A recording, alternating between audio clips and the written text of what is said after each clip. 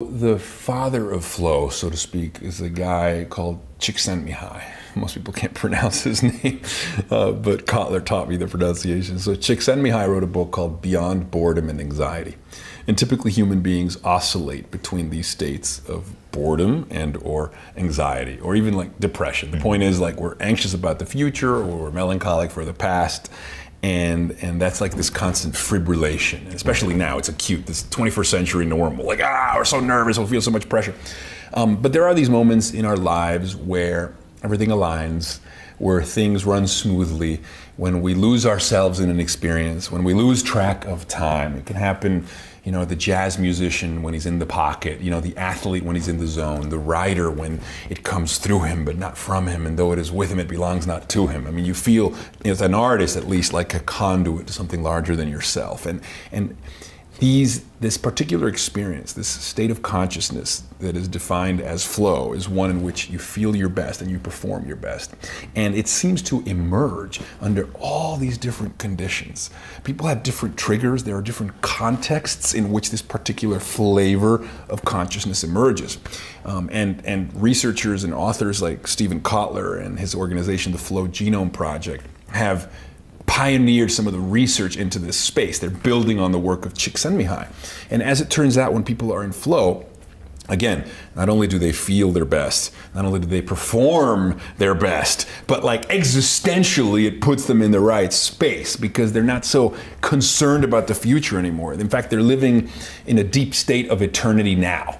And one of the big bumper stickers in the age of yoga and meditation is learning to be more present. And I get that. And I think, like, for me, to be in flow is to be present, because to be in flow shuts down the part of the brain that measures the passing of time.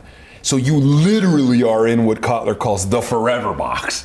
You know, when the athlete is in the zone, when the surfer is riding that wave, time no longer exists, right? And you also lose the inner chatter. So one of the hallmarks of flow is that the inner Woody Allen, the inner critic, which is apparently controlled by the dorsolateral prefrontal cortex, that shuts down. People think they use more of their brain in flow. You lose less. The aperture focuses, as Jamie Wheel says. And so the inner chatter dissipates. You have this quiet stillness. The sense of time disappears, so you're in eternity now, right? And then there's this feeling of like information richness and effortlessness that's also transpiring. So you don't feel the labor of your actions, even though your performance level is through the roof. And the amount of information you have access to is so smooth. It's this constant stream of new, interpretable information. And there's actually a neuroscientist who I listened to a podcast on, and he was saying that human beings should be best described not as carnivores or herbivores, but as infovores, because we're only ever truly happy when we're eating new, interpretable information, which is one of the hallmarks of flow, more access to more information. But notice he says interpretable. Right? It has to be the sweet spot between chaos and order. Because too much information, if you're flooded with too much data, you become overwhelmed. You wipe out, you fall off the wave, you're drowning underwater. But if you have too little information, the water's flat, you're bored. Your mind starts ruminating about the future or the past. But perfect flow is the perfect wave, and it toes the line between chaos and order. It's access to new, interpretable information. And that's where we are our happiest, because we are infovores. Damn. I can't believe that entire nugget of knowledge just streamed out of you. Thanks, bro. I'm sure you've got asked this question like 100 times. Yeah, I think. Or was that just your brain connecting in the way Jason Silva's brain connects? So I've done some research on trying to explain what happens to me when I get wrapped up in explaining ideas. And first of all, what I've learned is I'm an associational thinker. So I learn by association, you know. And there's a line by a guy called Isaiah Berlin called "To understand is to perceive patterns." So connecting the dots and associational thinking, for me at least, is how I wrap my head around things. And what typically happens is, and this is probably because for me flow is, again, towing the line between chaos and order. So flow is the intersection between discipline and surrender. So like too much discipline is oppressive and too much surrender is chaotic. When both are tensely balanced, you're in flow.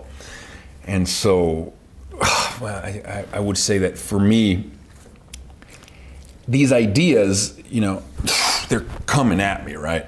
And the discipline part the urge to explain, the urge to language, the urge to encapsulate is the part of me that's a control freak, is the part of me that's highly disciplined, that wants to make order out of chaos.